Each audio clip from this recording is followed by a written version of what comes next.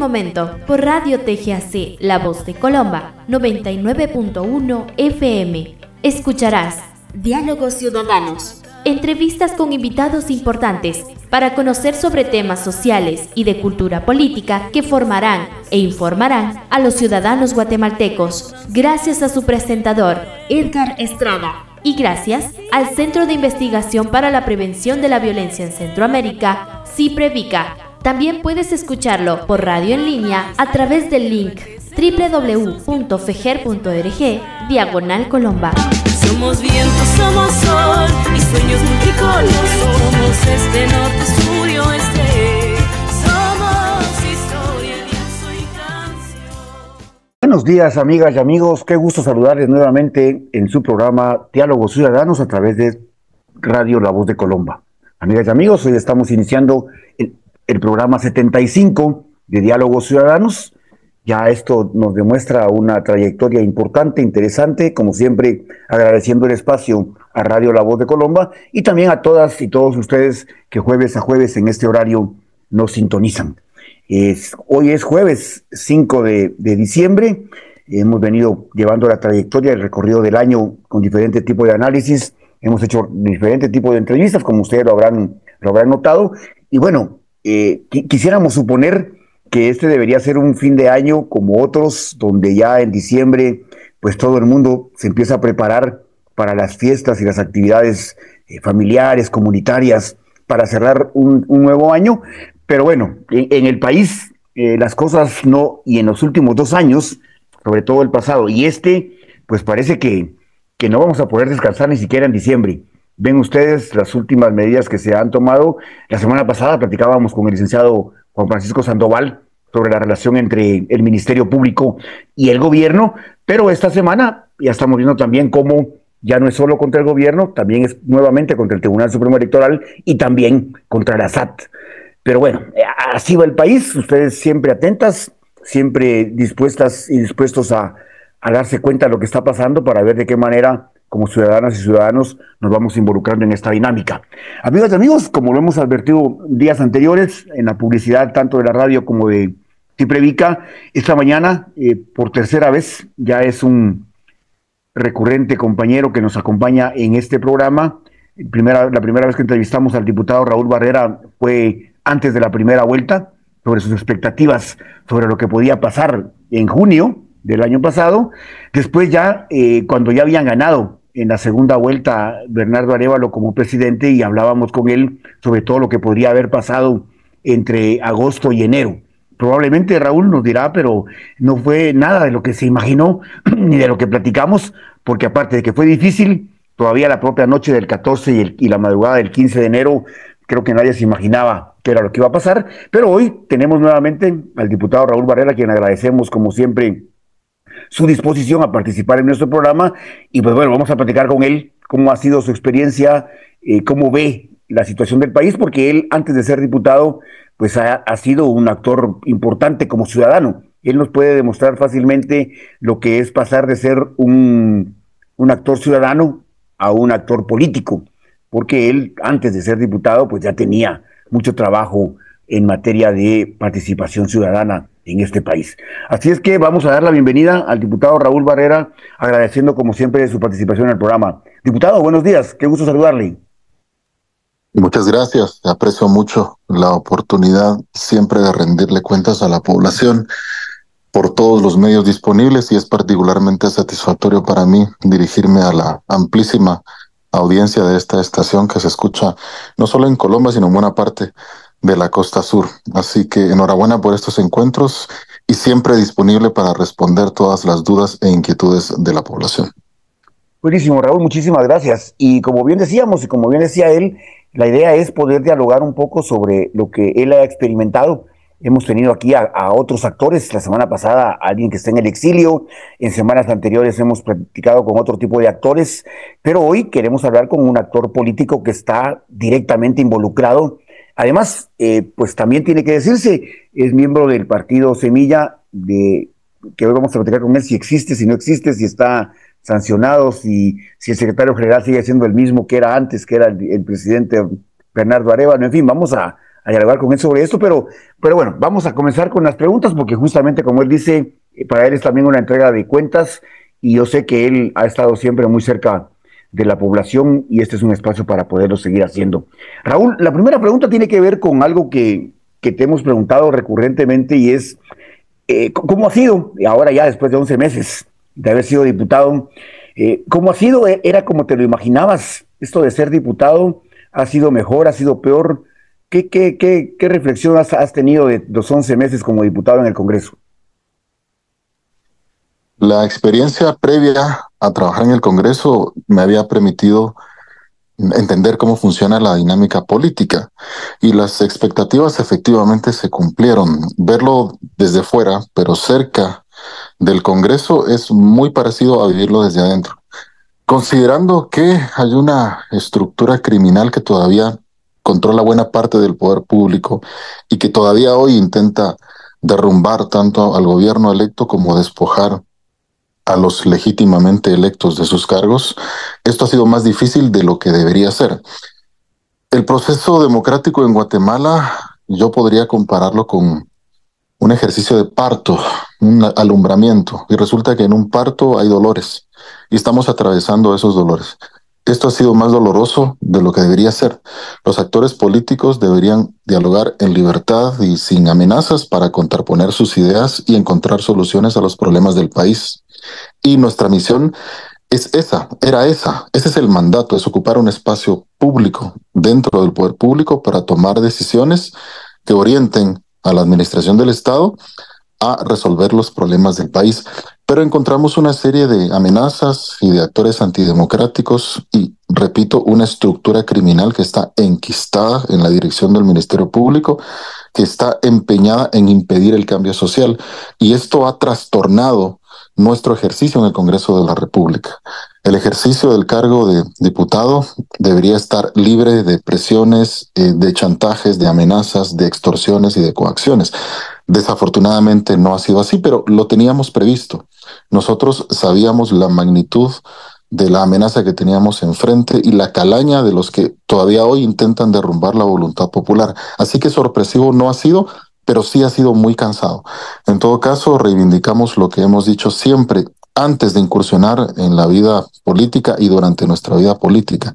Es la promesa de que las cosas pasen, y en esa promesa estamos obligados a veces a sentarnos con actores poco idóneos, con diputados con los que no querríamos conversar en otras circunstancias, pero con los que estamos obligados a hablar porque también son representantes del pueblo, también han sido investidos de una representación, y eso nos obliga a conversar con todos los diputados y a veces a negociar en términos que no son óptimos, pero que son a veces necesarios para que las cosas pasen. Así que fuimos electos para que eso suceda, y se han cumplido las expectativas de lo difícil que sería serlo, y ojalá en el transcurso de los siguientes días y semanas podamos ya ver cada vez más luz al final de este largo, oscuro e incómodo túnel, para que los actores democráticos puedan ejercer libremente esa representación de la que están investidos, libres de amenazas. Ha sido difícil, pero estaba dentro de nuestras expectativas. Qué interesante, ¿verdad, Raúl? Y compañeras y compañeros que nos escuchan a través de Radio La Voz de Colomba, porque efectivamente se habló mucho de la nueva primavera, y como él lo menciona, ha sido muy doloroso, muy desgastante, muy cansado, dice él. Y realmente hemos visto la manera de cómo en el Congreso, seguramente cada quien en su espacio, no quiero ni imaginarme la vida de Bernardo Arévalo y de Karen Herrera ahora, además de los ministros. He sabido de ministros que se quejan, digamos, de que los están citan el Congreso, y que realmente cuándo es que pueden empezar a trabajar, pero realmente en el Congreso esta estructura de la que habla Raúl está muy presente, y pareciera que por ratos se hace fuerte y por ratos se debilita. Raúl, específicamente nos has contado un poco tu experiencia personal y particular, a pesar de que, como nos has contado, ya habías tenido experiencia de trabajar también en el Congreso, pero digamos, y para la bancada Semilla, ¿cómo ha sido la experiencia de ser la bancada oficial? Antes fueron 7, eran oposición, se notaban mucho, digamos, junto con, en la legislatura anterior, junto con WINAC, por ejemplo, se notaban mucho. Pero ahora, ¿cómo ha sido? ¿Cómo lo entienden ustedes? Además, Raúl, esto de ser independientes, se habla mucho de que son 23, que puede ser mucho, que puede ser poco. ¿Cómo se interpreta el rol y el funcionamiento y cómo la población debe entender qué es el papel de la bancada Semilla en el Congreso actualmente?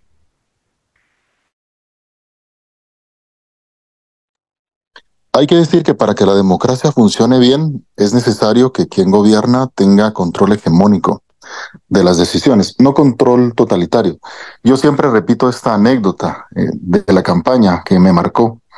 Una señora en San Marcos, eh, emocionada por la visita de candidatos a una aldea que nunca había sido visitada por nadie, insinuó que sería muy bonito que el Congreso de la República estuviera integrado por 160 representantes del partido Semilla.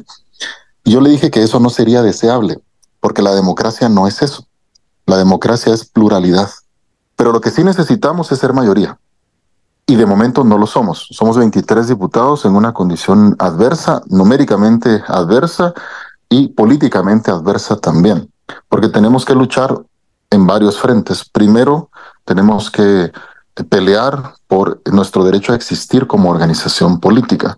Es un hecho notoriamente conocido en la población que existe una conspiración montada desde el 12 de julio del año pasado. Han transcurrido ya más de 500 días desde que esta organización criminal que todavía dirige el Ministerio Público intenta suprimir el registro electoral del movimiento Semilla. No lo han conseguido y no lo van a conseguir. El partido Semilla sigue existiendo. Y en ese contexto, nosotros nos preparamos para ocupar cargos dentro de la administración pública para prestar un servicio público. Yo en lo particular me había preparado para ser diputado de oposición. Esa era mi expectativa. Los números no nos daban para entrar en una segunda vuelta y eventualmente pelear por la presidencia de la República. Pero en los días previos a la elección del 25 de junio se dieron una serie de acontecimientos accidentados que combinados nos dieron esa oportunidad. Entonces, eso nos obligó a nosotros rápidamente a cambiar nuestra perspectiva. Es bastante más fácil ser diputado de oposición, porque criticar, oponerse, fiscalizar, fustigar es una posición muy cómoda. En cambio, estar del lado del proyecto que gobierna es bastante más difícil porque tenemos que ser primero responsables con nuestras promesas de campaña. Segundo, tenemos que ser críticos con los funcionarios del propio proyecto del cual nosotros provenimos. Nosotros no debemos ser complacientes con los errores o con las omisiones de los ministros. Tenemos que ser muy críticos. Y en ese doble juego incurrimos en un desgaste muy grande, porque al mismo tiempo en que tenemos que satisfacer las expectativas de la población, también tenemos que mantener la lealtad dentro del proyecto. Entonces, estar dentro del cuerpo de diputados de gobierno, más conocidos como oficialistas, es bastante más desgastante, mucho más difícil que ser diputado de oposición. En todo caso, nosotros como diputados estamos unidos y somos 23 y hay algo que nos distingue y creo que es importante hacerlo notar siempre, es la lealtad y la disciplina. Dentro de nosotros hay diferencias, a veces incluso conceptuales y algunas son significativas. Somos 23 formas de pensar, algunos más combativos que otros, y podría hablarse de que hay pequeños grupos dentro del bloque Semilla, es totalmente normal. Pero hacia afuera estamos unidos. Nosotros estamos como un solo bloque granítico que vota siempre en línea y que se consolida en defensa del proyecto y de las legítimas aspiraciones del pueblo. Yo creo que eso es un valor agregado que nosotros tenemos, que atesoramos y que guardamos muy celosamente, porque dentro del Congreso de la República hay representados 17 partidos políticos. Y por lo menos en 16 hay fracturas. Hay incluso fracturas en partidos políticos que tienen solo 2 representantes. Es increíble la porosidad y la fragilidad del régimen de partidos políticos, y yo sí quiero enarbolar una y otra vez esa característica nuestra, con todos los errores que podamos cometer, con la inexperiencia, con las equivocaciones en las que hayamos podido incurrir, tenemos un valor agregado que es el de la lealtad y es el de la unidad. Y creo que eso nos da una buena imagen hacia afuera, porque si algo le hace falta al sistema de partidos políticos es la coherencia de sus militantes y es el tener una visión programática de Estado, no simplemente electoralista de mantenerme en el cargo, sino de representar los legítimos intereses de la población. Amigas y amigos, estamos en Diálogos Ciudadanos esta mañana a través de Radio La Voz de Colomba, dialogando con el diputado Raúl Barrera, quien nos está comentando sobre su experiencia a partir del trabajo que están realizando en el Congreso. Nos ha comentado recientemente cómo ha sido su experiencia siendo bancada oficial y pues vamos a continuar escuchándole a partir de la experiencia que él ha tenido y sobre lo que nos cuenta de lo complejo que puede ser bancada oficialista. Te escuchamos, diputado Barrera. Sí, gracias. Recibí una llamada y eso interrumpe Claro. la transmisión. Sí, de hecho, les cuento que vamos en camino a la Torre de Tribunales porque vamos a solicitar la separación de este juez delincuente, un sicario judicial que se encarga de suprimir partidos políticos a cambio de sobornos.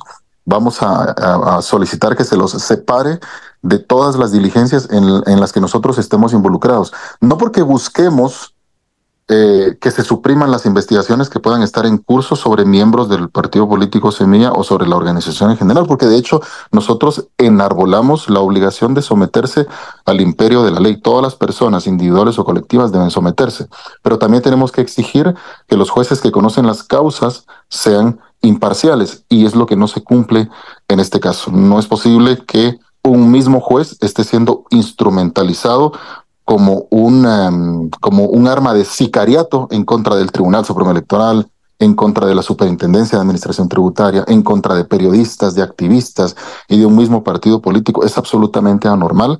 Entonces, nuestra obligación es utilizar las herramientas que tenemos en la mano para empezar a limpiar el sistema de justicia. Entonces, voy en camino a Torre de Tribunales, junto con los colegas del bloque Semilla. Vamos a solicitar una acción dentro del Poder Judicial y recibirán noticias en los próximos minutos. Pero les explicaba cómo funcionamos nosotros dentro del bloque Semilla. En resumen, somos 23 personas con talentos diferentes. Algunos tienen más vocación de hacer trabajo en terreno, de fiscalizar. Otros tienen una habilidad nata para la gestión política, buscar votos en el Congreso. Otros son un puente muy efectivo con el Poder Ejecutivo Nacional, con la Presidencia de la República, los ministros, viceministros y secretarios de Estado.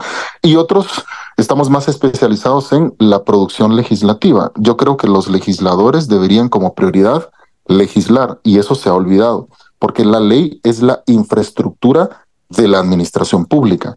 La administración pública puede hacer lo que la ley establece, y la ley es la que determina los caminos, los parámetros y las garantías para asegurar los derechos y libertades de la población. Entonces, antes de construir un futuro sobre la base de sueños, tenemos que primero definir cuáles son los problemas de la ley, rectificar esa ley y entonces dar herramientas a los funcionarios públicos para prestar servicios de calidad. Eso deberíamos hacer prioritariamente como legisladores. Y es lo que en líneas generales puedo contarles de lo que pasa adentro del Congreso con la bancada Semilla. Y antes de entrar a profundizar un poco sobre esta legislatura, Raúl, que puede ser muy interesante escucharte, ahora que te escuchaba, hace unos 2 semanas, pero durante los 11 meses ha habido tensiones importantes en el país, donde la gente ha dicho, inclusive en un tuit tuyo me parece que era refiriéndose a que hay que dejar de jugar ajedrez, etcétera, y muchas personas lo creemos así, y seguramente en Semilla habrán, como bien decís, de los 23 del Congreso, algunos que se apuntan más a mantener la cordura, las relaciones diplomáticas y políticas, pero otros y otras que estarán impulsando y diciendo. Raúl, ¿cuánto escucha el presidente Arévalo a los diputados de Semilla? ¿Se sientan, dialogan? ¿Son parte ustedes de lo que él escucha o son otros actores a los que él escucha?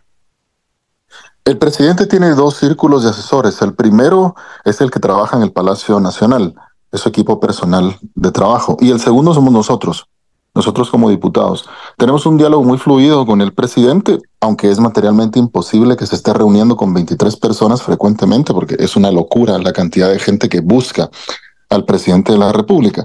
Por eso es que hemos designado un enlace muy efectivo, y es el colega José Carlos Sanabria. El colega José Carlos Sanabria, hoy diputado, fue asesor del entonces diputado Bernardo Arévalo en la legislatura anterior. El ahora presidente fue diputado y cuando era diputado tenía como asesor al ahora diputado José Carlos Sanabria. Entonces es el mejor enlace que podamos tener para comunicarnos con el presidente. La comunicación fluye. Es obvio que el presidente tiene una vena diplomática muy marcada, reconocida nacional e internacionalmente, y eso lo hace proyectarse como un ser humano conciliador, más que combativo. Si puedo hacer la comparación, aunque puede ser improcedente, yo, por ejemplo, soy muy combativo, bastante combativo y diplomático en lo mínimo, y a veces hay que ser bastante guerrillero, por lo menos en términos discursivos y de la voluntad, aunque abogamos por la paz y ojalá el diálogo sea suficiente para resolver los problemas del país. En todo caso, conversamos de manera muy frecuente con el presidente. De hecho, creo que vamos a verlo antes de que termine esta semana para hacer un análisis, un corte de caja de lo que hemos hecho a lo largo de este periodo y que podemos mejorar para el siguiente. Así que la comunicación con el presidente y con buena parte de su gabinete es bastante fluida. Sí, porque supongo, Raúl, que mucha de la gente que votó por ustedes también esperaría no solo que puedan influir a nivel del Congreso, que de eso vamos a hablar ahora, en los últimos minutos, antes del receso de medio tiempo, sobre el trabajo legislativo, pero también seguramente muchos esperarían que ustedes fueran también un canal de comunicación importante con el propio presidente. Así es que, pues, a mantener eso, y era eso, nosotros pensábamos en otros espacios, así como, a ver, ¿cómo estarán ahora las convulsiones adentro de la bancada Semilla en términos de las acciones que ha tomado el presidente? Y ya nos has contado cómo es que esto funciona. Raúl, hablemos un poco, porque nos merece la pena hacerlo, esta legislatura. Vale, ya nos has contado lo difícil que ha de ser diputado, no era lo mismo ser asesor que diputado, pero ¿qué ha sido lo mejor, Raúl, que ha terminado? Bueno, hoy tienen una sesión también, según entiendo, se convocó a una sesión extraordinaria por parte de la Comisión Permanente del Congreso, cuando suponíamos que antes, en noviembre, ya ni siquiera los diputados estaban en el país. Ahora resulta que el 5 de diciembre están convocando una reunión que ojalá no sea fallida. Pero Raúl, ¿qué ha sido lo mejor y lo peor que ha hecho esta legislatura a favor del pueblo de Guatemala? Creo que lo peor ha sido devolver la dinámica democrática dentro del propio Congreso. El Congreso se había convertido en un casino donde se compraban y se subastaban los votos. Algunos se rifaban incluso para la aprobación o improbación de leyes. A partir del 14 de enero, nosotros hemos instaurado una nueva dinámica en la que queremos recuperar la dignidad de ese espacio, porque es la casa del pueblo. Y la casa del pueblo no puede ser un lupanar, no se puede prostituir. Entonces nosotros hemos luchado porque todas las discusiones dentro del Congreso se den en una dinámica democrática de contraposición de ideas. Y dentro de esa dinámica hemos podido aprobar leyes de gran trascendencia para el país. La ley de atención integral del cáncer, que va a permitir construir un hospital que debe atender este mal que produce gran dolor en millones de personas en todo el mundo. En Guatemala no tenemos un servicio de atención del cáncer, más allá del INCAN, que tiene limitaciones presupuestarias e institucionales importantes, pero queremos generar una infraestructura hospitalaria de alcance nacional que permita que toda la población tenga dónde acudir para atender este mal que produce tanto dolor, el cáncer. Entonces, la aprobación de la Ley de Atención Integral del Cáncer, que se va a ir materializando en el transcurso de los meses y de los años, es un gran logro. Y creo que de lo más reciente, probablemente lo más relevante sea la Ley de Competencia. La economía de Guatemala es un modelo hasta ahora semifeudal que responde a los intereses de grandes capitales que se han querido dueños de Guatemala durante mucho tiempo. Las leyes de competencia son una exigencia en las economías modernas desde hace más de 100 años y Guatemala estaba en deuda con eso. La competencia genera más oferta y en consecuencia abarata los precios. Eso toma tiempo, pero ya promulgamos una ley que va a permitir liberar los sectores del mercado que estaban secuestrados por algunos grandes industriales en Guatemala y ojalá en el transcurso de los meses y de los años podamos ver el impacto de un régimen de verdadero libre mercado. Como lo decía el presidente en su momento, Jacobo Arbenz Guzmán, queremos tener una economía moderna y capitalista y para eso necesitamos una ley de competencia. Ya la aprobamos, estamos por enviarla a el Poder Ejecutivo para que la sancione y para que la haga publicar. Estamos dentro de ese periodo. Y me preguntabas acerca de las sesiones que tendremos hoy. Efectivamente vamos a tener una hoy y probablemente una la semana próxima. La ley orgánica del Congreso nos obliga a tener por lo menos 2 sesiones durante los meses de receso. Los meses de receso parlamentario son diciembre, una parte de mayo, junio y julio. Y tenemos la obligación de tener una sesión hoy, porque fuimos convocados, y probablemente otra la semana próxima. Y lo que vamos a hacer hoy es conocer un procedimiento parlamentario que está previsto dentro de la ley orgánica como parte del proceso de formación de la ley. Cuando nosotros aprobamos un decreto, creeríamos que allí se terminó, se lo mandamos al presidente para que lo firme, pero todavía hay un periodo para que los diputados inconformes, o en este caso diputados que solo buscan estorbar las cosas, presenten objeciones como una medida desesperada para detener la promulgación de la ley o para obstaculizar su entrada en vigencia o para dilatar. Es lo que ha sucedido en este caso. Un par de malos diputados, utilizando un derecho que es el derecho de objetar, pero por razones totalmente ilegítimas, que es el simple deseo de estorbar, presentaron objeciones para retrasar la entrada en vigencia de los últimos decretos que aprobamos en el Congreso. Entonces, hoy tenemos que reunirnos, conocer esas objeciones, las vamos a improbar, las desechamos en el acto.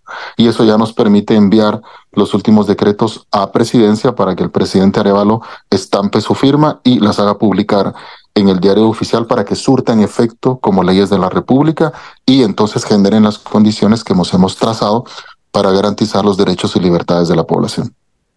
Gracias, Raúl, por esta explicación también de estas reuniones extraordinarias. Y Raúl, antes de ir a la pausa, ahora sí del medio tiempo, una pregunta que sin duda es obligatoria es, ¿cuánto ha sido el poder y el nivel de influencia que ha tenido la bancada Semilla en la construcción de la agenda legislativa de este año 2024? Siempre he dicho que necesitamos ser mayoría, porque mientras no seamos por lo menos 81, estamos obligados a negociar. Y la palabra negociar no es mala. El expresidente Kennedy decía, no negociemos nunca por temor, pero no tengamos nunca temor de negociar. Y negociar es saludable. El problema es cuando el negociante es una persona incómoda. Son diputados acostumbrados a recibir maletas con efectivo o plazas o contratos sobre sueldos o coimas. Eso es muy complicado, es muy difícil, es muy incómodo y nosotros hemos debido entrar en esa dinámica de tener que sentarnos a conversar con gente a veces indeseable. Son pocos diputados en realidad. Ya no quedan muchos diputados indeseables en el Congreso, todavía hay algunos que ojalá se despidan del Congreso en 2028.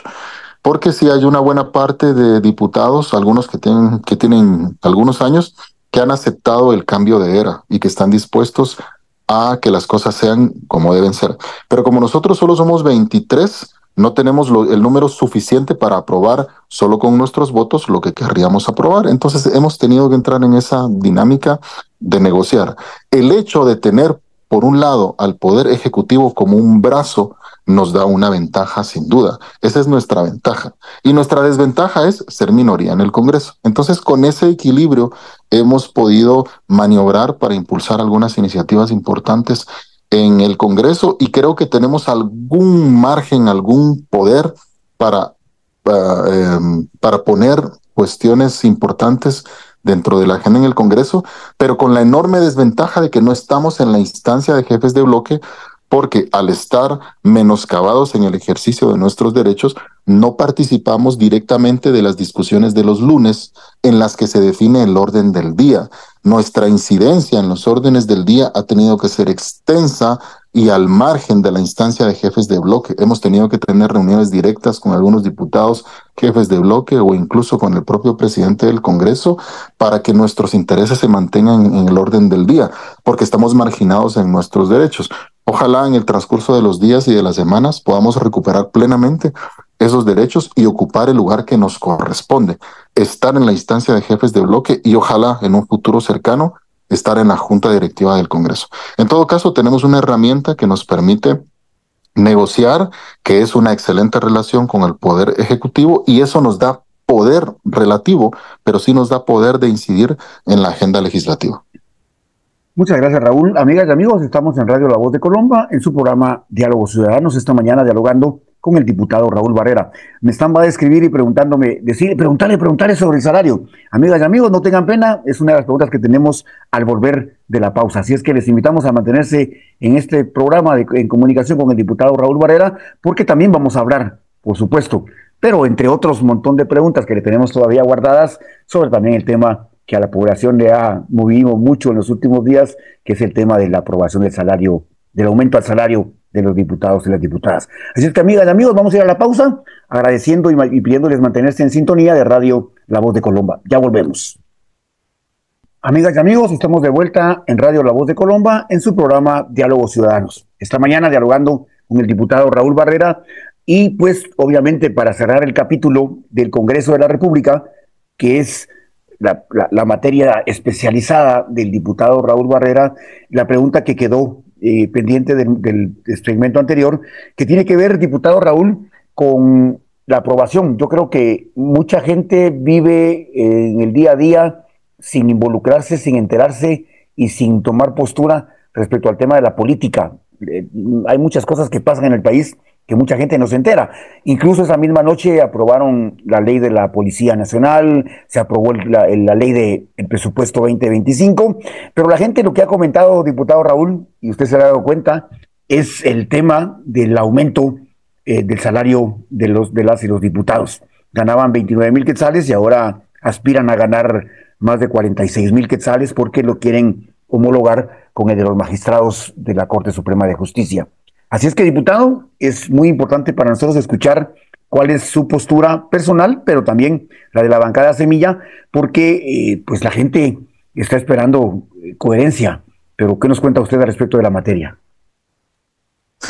Creo que deberíamos hablar mucho más de este tema y aprecio que lo pongas sobre la mesa. Solo hago una corrección. La modificación o la aprobación de una enmienda dentro del acuerdo legislativo que aprobó el presupuesto del Congreso, que es un acuerdo propio para el año 2025, no buscaba homologar el salario de los diputados con los magistrados de la Corte Suprema de Justicia, que estos ganan 67,000, sino con los magistrados de las salas de la Corte de Apelaciones, que están un peldaño abajo.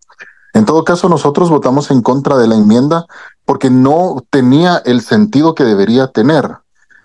Fue defectuoso el proceso y no íbamos a someternos a ese desgaste.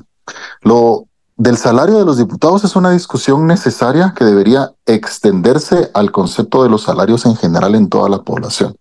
Primero, hay que decir que existe mucha desinformación sobre cómo funciona el Congreso de la República y los recursos que un diputado tiene para trabajar.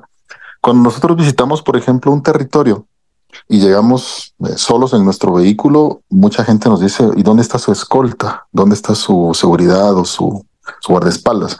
Y uno le dice a la gente, no tenemos guardaespaldas. Bien, pero si el Congreso les da carro, les da guardaespaldas, les da casa, en caja chica y demás. Y resulta que no. El Congreso de la República es un espacio donde el diputado debería tener recursos suficientes para trabajar, pero lo único que tiene para trabajar es su propio salario. Entonces aquí hay que explicarle a la población que el salario del diputado no debería ser para mantener su estilo de vida. Esa no es la función, sino otorgarle una herramienta al diputado para trabajar. Es muy frecuente que cuando la gente visita una aldea, un municipio, le pidan de todo. Y esto es muy habitual. Mire, debo la luz, o mire, tráigase algo, tráiganos comida, fíjese que nos hace falta cemento, láminas, blocks. Y eso es totalmente normal. Y debe ser muy satisfactorio para los diputados que pueden hacerlo, entregarle eso directamente a la población. Al final es dinero del pueblo. Entonces, en todo caso, nosotros comprendiendo en buena medida que algunos diputados necesitan más recursos para trabajar en el territorio, lo comprendemos, decidimos no aprobar esta enmienda que provino de otros diputados porque estaba mal planteada. Primero, porque la redacción era muy defectuosa y en segunda instancia porque incluía una indemnización que en mi criterio es improcedente. Las personas que somos electas para un periodo específico de 4 o de 5 años, sabemos cuándo va a terminar nuestro periodo. Entonces no hay un daño que reparar porque sabemos cuándo tenemos que irnos. El concepto de indemnización está pensado para resarcir a una persona que pierde el trabajo de la noche a la mañana. Entonces indemnizar significa restituir un daño. Por eso existe en el ámbito laboral, cuando una persona pierde el trabajo, bueno, te voy a dar tu indemnización porque te estoy dejando sin tu modo de vida porque no tenías ni idea de que te íbamos a despedir. Entonces es un emolumento que te va a permitir sobrevivir mientras buscas un nuevo trabajo. Pero eso es inaplicable a los funcionarios electos por un periodo concreto. Tal es el caso de diputados, presidente de la República y el de los magistrados también. Y aquí vamos a entrar en un debate que es necesario y qué bueno que se está dando, porque hay una acción en la Corte de Constitucionalidad para detener lo relativo a la indemnización. No sé si también alcanza lo del aumento salarial, pero sí lo de la indemnización. Y entonces los magistrados de la Corte de Constitucionalidad que reciben indemnizaciones cuando se van a tener que emitir una opinión sobre la procedencia de las indemnizaciones en favor de personas electas por un periodo específico. No sé si van a dispararse en el pie, si van a contradecirse, no sé cómo van a resolver esa acción. En todo caso, estaba mal planteada la enmienda que se aprobó en esa noche, en esa larguísima noche que terminamos al día siguiente a las 6 de la mañana, razón por la cual nosotros no la aprobamos. Decidimos no aprobarla porque no estábamos de acuerdo con la forma en que se planteaba. Yo a nivel personal sí he sido muy responsable, muy transparente al aceptar que las condiciones de los diputados han cambiado mucho de legislaturas anteriores para esta, porque en legislaturas anteriores el ingreso principal de los diputados no era su salario. Su salario le servía para dar propinas, para ir al restaurante, para viajar y pasear y lo que sea. Los diputados estaban acostumbrados a vivir de contratos con los ministerios, las carreteras, los fertilizantes, el arroz, los sobornos, los sobresueldos, cobrarle una parte de su salario a los trabajadores, regalitos que venían de la presidencia en efectivo. Y entonces el salario de los diputados no era su ingreso principal, era un ingreso accesorio. Eso cambió a partir del 14 de enero. A partir del 14 de enero los diputados solo reciben el salario y nada más. Ya no reciben contratos, no hay corrupción de parte del gobierno, por lo menos no hay. Puede que siga habiéndola en otras instituciones porque el gobierno es una parte del Estado, pero hay muchísimas instituciones públicas que no dependen del gobierno. Entonces los diputados tienen que seguir haciendo lo que hacían, pero ahora solo con el salario. Y cuando se dan cuenta de esa diferencia abismal, porque algunos recibían muchísimo dinero extra, además de su salario, y ahora solo pasan a recibir su salario, dicen, bueno, yo no puedo seguir haciendo lo que hacía, no puedo seguir dándole comida a la gente, ni cemento, ni láminas, ni nada con lo que el Congreso me da. Entonces, ya que no voy a tener contratos con el gobierno de Arévalo, exijo recibir más dinero del Congreso para trabajar. Y yo creo que este es un debate muy necesario. ¿Por qué? Porque creo que la discusión debe centrarse no en el estilo de vida del diputado. El salario actual que recibimos los diputados es suficiente, basta y sobra para que una persona viva de manera solvente. Creo que eso no está sujeto a ninguna discusión. La discusión es qué es lo que tiene que sufragar el diputado que el Congreso no le da. Esa es la verdadera discusión. Yo aquí le quiero contar a la población que los diputados no nos dan carro, no nos dan casa, nada. Esos son privilegios de la Junta Directiva, que son 9 diputados. Los otros 151 recibimos un salario y nada más. No tenemos gastos dentro en el terreno. Por ejemplo, si yo tengo una actividad parlamentaria en Colomba, yo tengo que pagar el salón, la comida, absolutamente todo. El Congreso no tiene una partida específica para que los diputados trabajen territorialmente. Y en eso creo que debe centrarse la discusión, sobre todo pensando en los diputados que trabajan o que quieren trabajar. Entonces los diputados solo tienen 2 fuentes para cubrir sus actividades en el territorio, y en el territorio la gente les pide muchas cosas. O recibe dinero del Congreso para trabajar, es decir, trabajar con dinero público y sufragar todos los gastos de sus actividades parlamentarias con dinero público, los salones, el sonido, los fertilizantes que quiera llevar con su bolsa y tantas otras cosas que los diputados llevan o la gente les pide en el terreno, cubrirlo con dinero del Congreso o depender de patrocinadores privados, depender de padrinos. Y esa es la discusión. Hay muchos diputados que no tienen ningún problema financiero porque reciben dinero de constructoras, de farmacéuticas, y esos diputados tienen ventaja sobre los demás porque tienen recursos de sobra para estar en el terreno, para atender a la gente y, entre comillas, resolver sus problemas. Entonces, es importante que este debate se mantenga, que se abra y que se profundice, porque en mi criterio creo que es saludable que en el Congreso los diputados no dependan de padrinos privados o de capitales privados para hacer trabajo en el territorio. Y es bueno que el Congreso les dé recursos para trabajar, no para su estilo de vida. Esto va a depender mucho del propio diputado, porque hay diputados que no trabajan, hay diputados que no hacen nada, y que un aumento de sueldo les viene del aire, porque no solo se van a ir de paseo a El Salvador, sino que se van a ir a Australia, a Japón, van a ir a Marruecos y se van a dar la gran vida. Es cierto, puede pasar, pero también hay que pensar en los diputados que sí quieren trabajar, y este es un beneficio que los puede ayudar. En todo caso, esto actualmente está en el limbo, es una discusión que se ha abierto y que yo estimo que es necesaria, y qué bueno que se está dando. Tenemos que hablar de todos los salarios en el Estado, no solo por los que es bueno ajustar hacia arriba o hacia abajo, sino porque tenemos que parametrizarlos. Resulta que así como hay gente que gana muy poco en la administración pública, por ejemplo, enfermeros o maestros, esos salarios hay que subirlos. Hay gente que deja su vida en el servicio público y recibe salarios de hambre. También tenemos que bajar los que son muy elevados. Por ejemplo, el alcalde de Quetzaltenango me parece una grosería. Él gana 150,000 quetzales al mes. Es una bofetada demasiado grande. Entonces, dentro de esta discusión, tenemos que generar parámetros. ¿Cuál es el mínimo y cuál es el máximo? Yo publiqué un tuit muy famoso que cobra relevancia cada cierto tiempo y que tiene una tesis. La tesis es que los salarios de los altos funcionarios del Estado no deben ser superiores a un múltiplo de 10 salarios mínimos. Y eso tiene una lógica. Si un alto funcionario del Estado, de los más altos, estamos hablando de diputados, magistrados, ministros, quieren ganar más, lo que tienen que hacer es subir el salario mínimo. Porque si nosotros fijamos el salario público sobre la base del salario mínimo, obligamos a los funcionarios públicos a procurar que suba el salario mínimo como condición para que suba el de ellos. Esa es la tesis que está dentro de esa publicación, que yo revalido una y otra vez, y la gente me dice, vos, ¿por qué no lo borrás? Porque es contradictorio. No tiene nada de contradictorio, muy por el contrario, tiene pleno sentido. Nosotros no aceptaríamos nunca, como diputados de Semilla, un salario que sea superior a 10 salarios mínimos. Nos opondríamos, y si hay un excedente, lo recanalizamos, lo donamos, lo llevamos a un hospital, un hogar de ancianos o lo que sea, porque al final los derechos o las prestaciones laborales son irrenunciables, pero el centro de la cuestión es que no estuvimos de acuerdo con la forma en que se planteó, porque la enmienda primero no la conocíamos, se dio sobre la base del debate, era muy tarde, eran las 11:30 de la noche, y empezamos a escuchar rumores en el pasillo.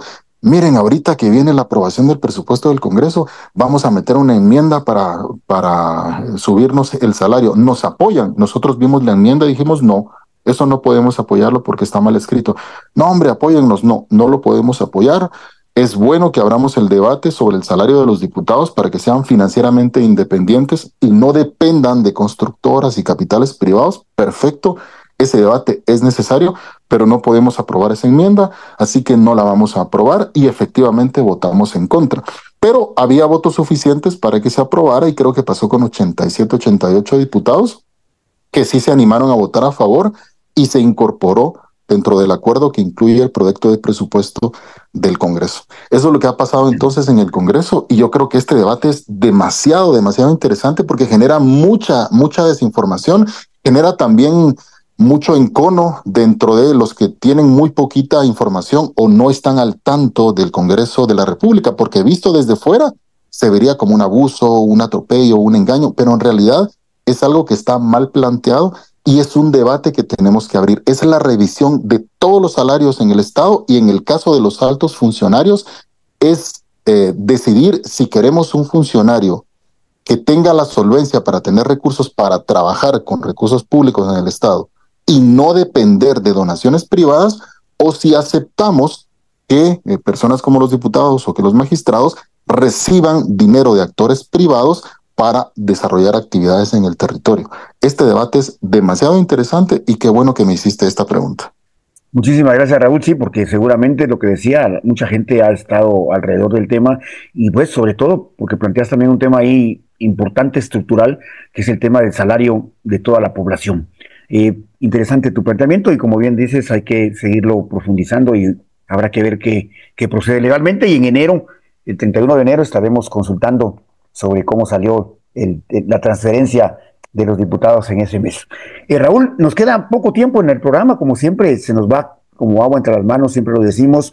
Nos quedan dos temas importantes que queremos conversar contigo porque de las voces y de los textos que se leían antes de las elecciones y antes de que fueras diputado, la de Raúl Barrera siempre ha sido muy presente, muy crítico, sobre todo en el gobierno de Jimmy Morales y de Yamatei, permanentemente se te leía y se te escuchaba.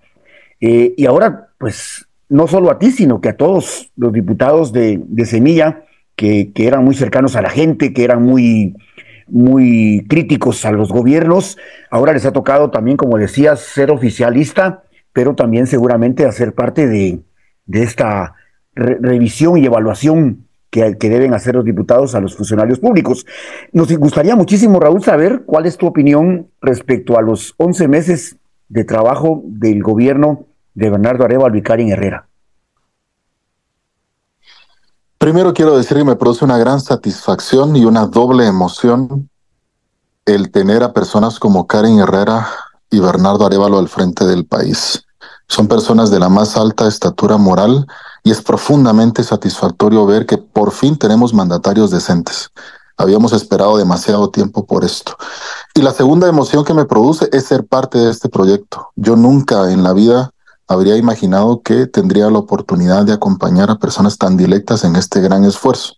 Yo comprendo muchísimo la frustración y la impaciencia, para decirlo bien, de la población que espera resultados en el corto plazo, porque tenemos ejemplos de otros gobernantes un poco más autoritarios, un poco más prácticos, que truenan los dedos y las cosas se hacen, se diga lo que se diga y contra toda adversidad. En el caso nuestro, nosotros, a pesar de nuestra historia autoritaria, nosotros como Movimiento Semilla tenemos una vocación democrática y en esa vocación democrática queremos hacer que los acuerdos funcionen y queremos dar ejemplo de diálogo. No queremos rodear edificios públicos con tanquetas, no queremos rodear el Congreso de la República con soldados para intimidar a los diputados para que aprueben algo, porque eso nos recuerda a una época muy dolorosa.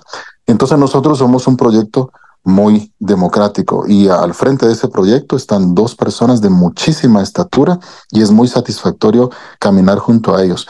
Claro que ha habido errores, muchísimos, ha habido bastantes omisiones también y una buena parte de los inconvenientes del nuevo gobierno son las personas heredadas de gobiernos anteriores. Resulta que tenemos un problema constitucional en relación con los derechos laborales. Un gobierno nuevo debería poder instalar al frente de las instituciones a sus propios cuadros. Los jefes, directores, gerentes deberían ser personas del proyecto político Semilla. Deberíamos gobernar plenamente, así como cuando gana el Partido Demócrata en Estados Unidos, el Partido Demócrata pone al frente a sus funcionarios. De eso se trata ejercer el poder. Ganamos las elecciones, ejercemos el poder. Pero resulta que en Guatemala tenemos enquistadas en las instituciones a muchas personas heredadas de gobiernos anteriores. Algunas sí son gente valiosa, muy experimentada y muy honesta, pero también tenemos demasiada basura en las instituciones públicas. Hay muchos funcionarios indeseables que se enquistaron en los puestos a través de los derechos laborales. Nosotros entramos el 14 de enero, los destituimos unos días o unas semanas después. Estas personas fueron corriendo a un juez de orden laboral y un juez ordena la reinstalación y le extiende una orden al gobierno. Usted me reinstala a esta persona porque esta persona tiene el derecho a la estabilidad laboral y demás. Entonces, tenemos un inconveniente de índole constitucional. Nos cuesta mucho destituir a la gente a la que debemos destituir. Entonces, este enorme número de personas que no pertenecen al partido político Semilla y que de hecho obedecían a estructuras de corrupción de gobiernos anteriores, son un estorbo para gobernar. Y en ese estorbo nos impiden dar resultados más rápidos o más acelerados a la población. Es la explicación más rápida que puedo darle a la gente de por qué el gobierno va tan lento. Es porque todavía tenemos mucha gente indeseable enquistada en las instituciones públicas. Toma mucho tiempo destituirlas. Lo que debemos hacer en este momento es abrir un diálogo muy sincero sobre la reforma constitucional para resolver los grandes problemas del país, para que se pueda fundar otra universidad pública, desmonopolizar la Universidad de San Carlos. Todos la queremos mucho, pero no es bueno que sea la única universidad pública, tiene que haber más. para parametrizar los salarios públicos en el Estado, para cambiar el sistema de elección de magistrados en Guatemala, que es insólito, que es el único país del mundo donde todos los magistrados se van el mismo día, en lugar de una sustitución escalonada. Entonces necesitamos abrir un diálogo sobre la reforma constitucional para generar condiciones que permitan a todos los gobiernos, no solo al de Semilla, trabajar en mejores condiciones y democratizar el país. Así que en ese proceso estamos, ojalá podamos hacerlo en el año 2025, aunque no podamos aprobarlo, por lo menos abrir esa discusión, porque sin una reforma constitucional no podemos tener grandes cambios sociales. Podemos lograr mucho, pero no todo lo que necesitaríamos. Así que enhorabuena por esta discusión. Raúl, efectivamente nos has planteado algunos motivos que han provocado que no se avance, pero también yo creo, y no sé en qué medida, también ha habido otros que son propios, que son internos. Una crítica muy fuerte que se ha hecho y que me están diciendo preguntarlo, vieras mi WhatsApp, es el tema de los funcionarios de alto rango, ministros, viceministros. Yo siento que han sido golpes muy duros, muy bajos en contra de la administración de Bernardo Arévalo y Karin Herrera, que funcionarios como ministros o viceministros le renuncien al presidente, y que suena como que primero por qué los puso y luego si van a estar 2, 3 meses, que a lo mejor nos contás un poco cómo ves eso, Raúl, porque siento que sí hay factores externos que no permiten avanzar, pero también creo que hay factores internos propios, responsabilidad de este nuevo gobierno, que las cosas tampoco avancen a la medida que uno quisiera. Sí, es correcto. En el gobierno, en el Poder Ejecutivo Nacional, que tiene 14 ministerios y 18 secretarías de Estado, hay unos 4.500 puestos de mando. Estamos hablando de ministros, viceministros, secretarios, subsecretarios, directores, subdirectores, gerentes, subgerentes, jefes de unidad. Solo con esos cargos tenés más de 4.000 personas que son los mandos altos y medios del Estado. Ningún partido político en Guatemala, ni siquiera nosotros, que somos un partido muy pequeño, tiene los cuadros preparados para cubrir esas posiciones. Entonces, dependemos de gente que ya existía. Nosotros tenemos que aceptar que a pesar de que nos hemos proyectado como un movimiento democrático, todavía no terminamos de ser un partido político en sentido estricto. Un partido político es una organización política de derecho público muy estable en el tiempo, que tiene una escuela de formación, que tiene cuadros perfectamente preparados, y nosotros no teníamos los cuadros suficientes para ocupar todas las posiciones clave dentro de la administración pública. Entonces, sobre la marcha hubo que confiar en recomendaciones. Y algunas de esas recomendaciones han salido bien y otras han salido mal. Y algunas incluso de confianza no salieron como lo habríamos esperado. En todo caso, también está el derecho de la gente de desistir cuando ve que el monstruo es muy grande. Por ejemplo, en el Ministerio de Comunicaciones, donde la rotación es muy alta, ya tuvimos 2 ministros que se han ido y varios viceministros, porque los aparatos de corrupción están enquistados en el Estado. Entonces, cuando un ministro quiere hacer, pero tiene debajo a directores, subdirectores que vienen de los gobiernos de Otto Pérez Molina, de Jimmy Morales, Alejandro Yamatei, y es gente a la que no puede destituir, simplemente es, bueno, no, aquí renuncio, no puedo con esto es imposible, tenemos que limpiar esto, y no tengo las facultades para tirar todo a la basura y limpiar la mesa porque estoy atado de manos por el derecho laboral, así que no, simplemente desisto.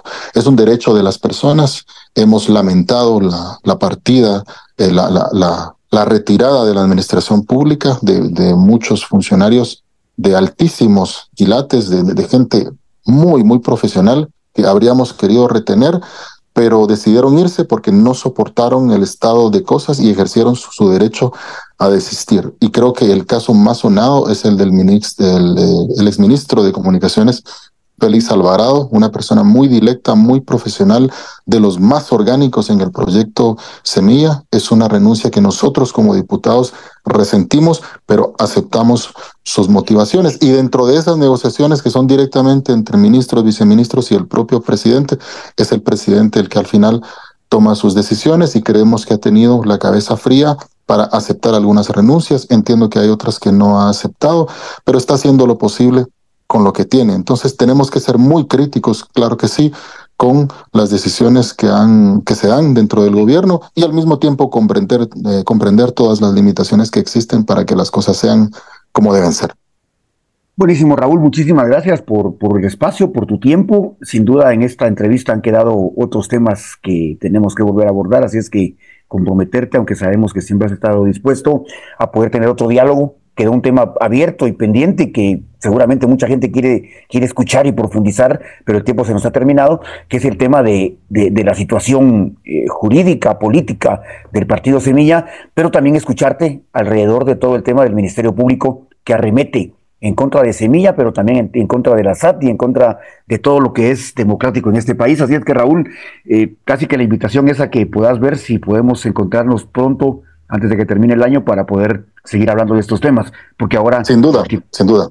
Sí, Buenísimo, sin Raúl. duda. Yo siempre disponible. Yo creo que rendir cuentas a la población es algo que debería ser vocación de todos los servidores públicos. Yo no doy más entrevistas porque no le puedo sacar más horas al día.